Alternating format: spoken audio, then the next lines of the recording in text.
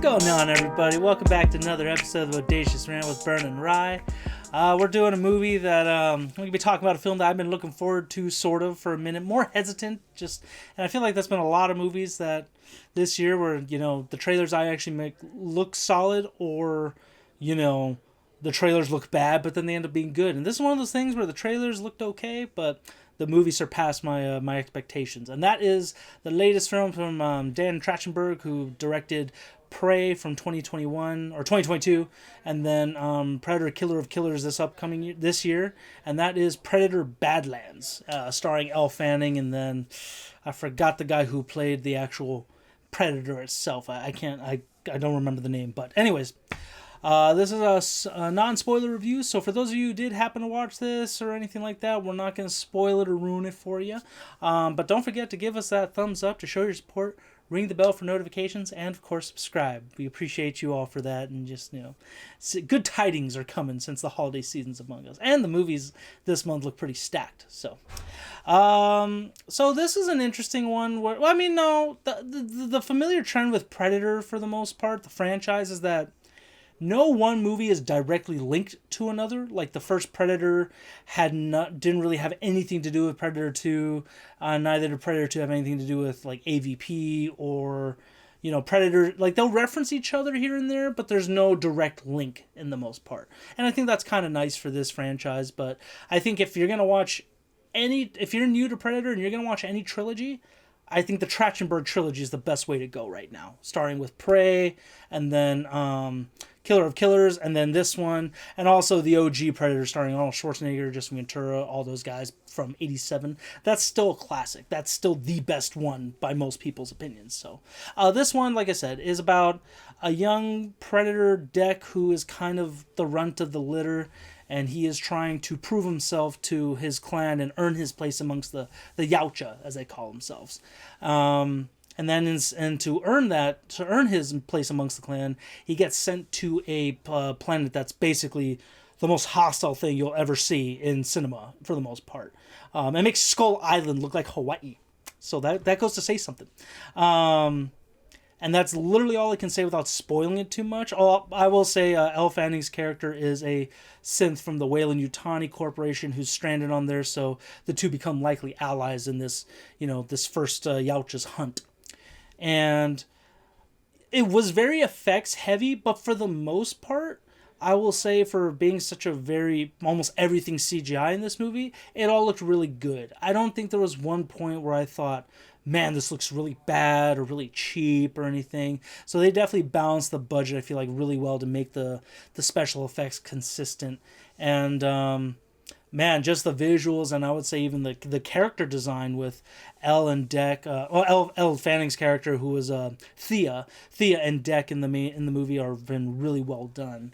Bern, what did you think about this, and what were your thoughts going into this, given we loved Dan Trachtenberg's recent movies? I know we didn't do a review of Killer of Killers, but that was definitely one of my favorites of the year so far. So what did you think about all that stuff? Yeah, I mean, look, I was very much looking forward to this movie because of Dan Trachtenberg's track record, starting from 10 Cloverfield Lane, which came out years ago now at this point.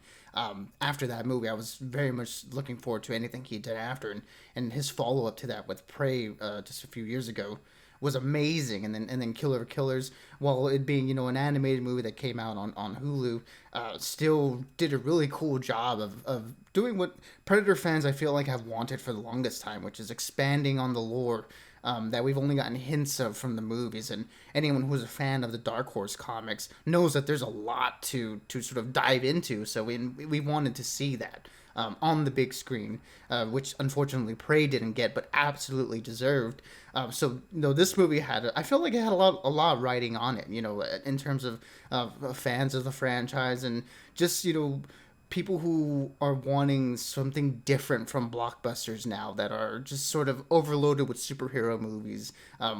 Getting this sort of this dark fantasy, almost heavy metal twist on a Predator movie with a Predator as the lead. It's such a cool, fun idea and one that's like we've been wanting for a long, long time. So yeah, it's taking a very wild swing in terms of what this franchise has been up to this point. So there was that sense of a little bit of trepidation, right, coming into it, was like, is this gonna work? Like, I really want this to work, and if this doesn't, it feels like this could just take us back to, oh, we're just gonna go back to, the predator hunting whatever main character in a certain time period.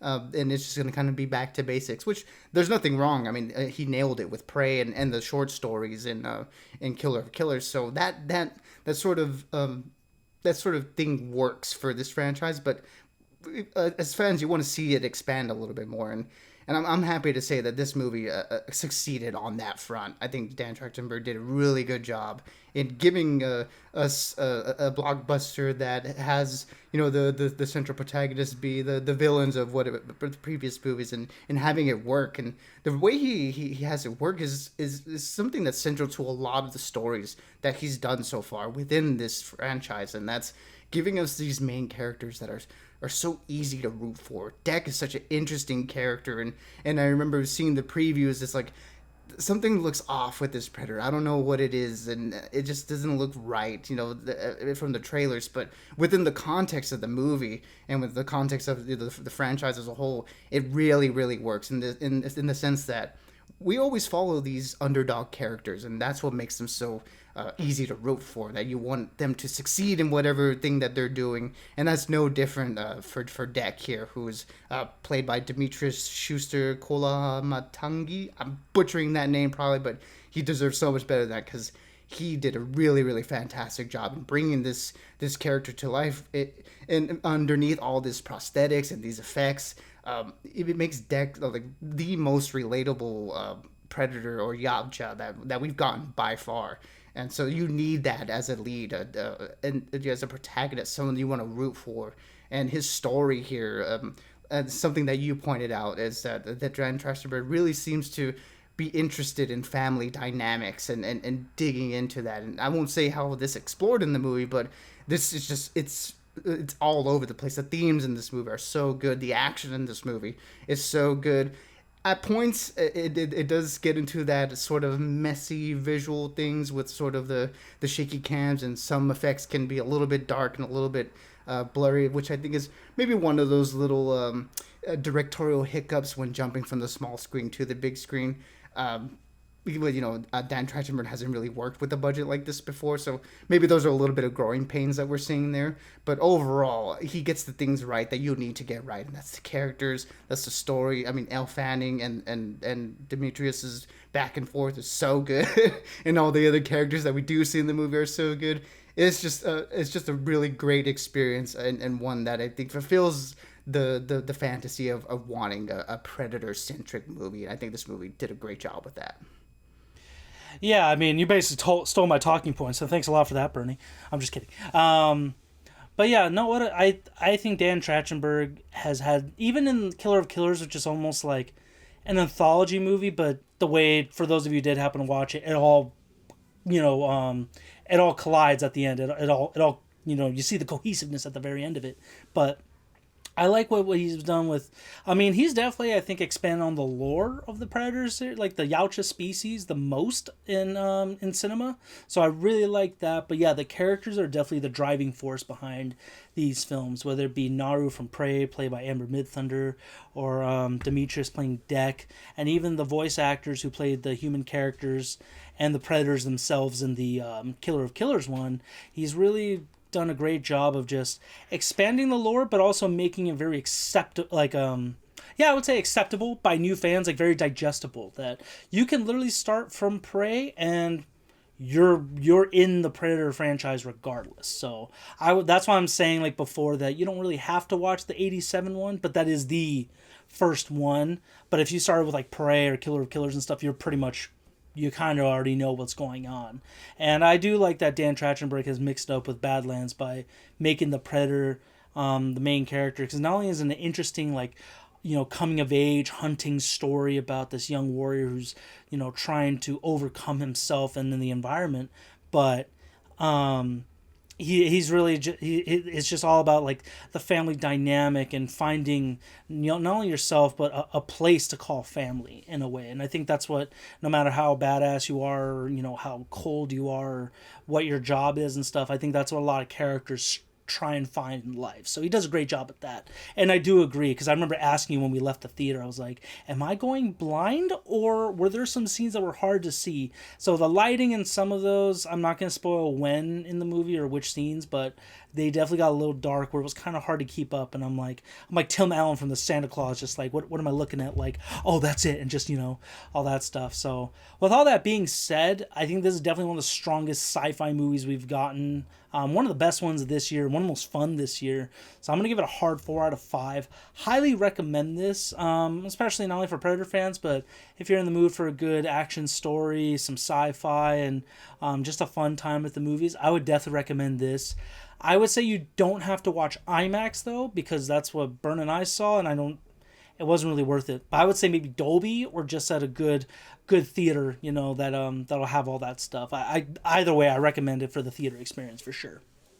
Oh yeah, and I'm glad it did get the proper theater experience that unfortunately Prey didn't get. But you know, this one, it having now, I guess, the biggest opening within the franchise proves that this is something that, you know, people want to see more of. So that's a great thing. And yeah, man, I second basically everything you said. I thought again, the story was great. The characters were really fantastic.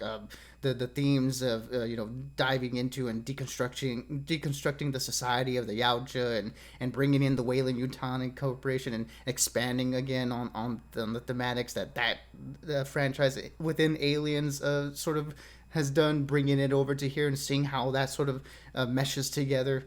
The score by Sarah Schachner and Benjamin Wallfish was really pulse pounding. I'm always a sucker for Mongolian throat singing, so that's always gonna hit that particular spot in my ears. So that was great. Overall, it's just a really fun experience, and one that I wouldn't mind going back to the theater to see, because this was such a really cool time, and for fans of the franchise, and I think in particular fans of the Dark Horse comics, you're gonna walk away from this one having just as good of a time as I had, I think. And yeah, I think this is also a 4 out of 5 for me. One of the most fun movies this year, and I think you won't be disappointed checking this one out. Yeah, I'm definitely, I want to see it again. I'm hoping Dan Trachtenberg can kind of keep making this franchise his own. I want to see what else he's got. And with Alien coming back with Romulus last year and Alien Earth this year, they definitely need to do another AVP remake or reboot, essentially. That could be its own little spin-off of it as well. Especially because the comics, I think they reference that a little bit more too. So yeah, 4 out of 5 for both me and Bern. We really like this one. Highly recommend it. Like I said, for those of you who did happen to watch it, or, you know, maybe shout out your other favorite Predator movies in the comments. And like November's a stacked month. We got Running Man coming out, Wicked for Good coming out, and then the new Osgood Perkins movie Keeper, which I'm excited for. And yeah, this year's gonna end with a bang for the most part, at least for some movies. So until next time, everyone, stay bodacious and keep on ranting for us. Absolutely, everybody. Be good, be safe, and as always, we'll catch y'all on the next one.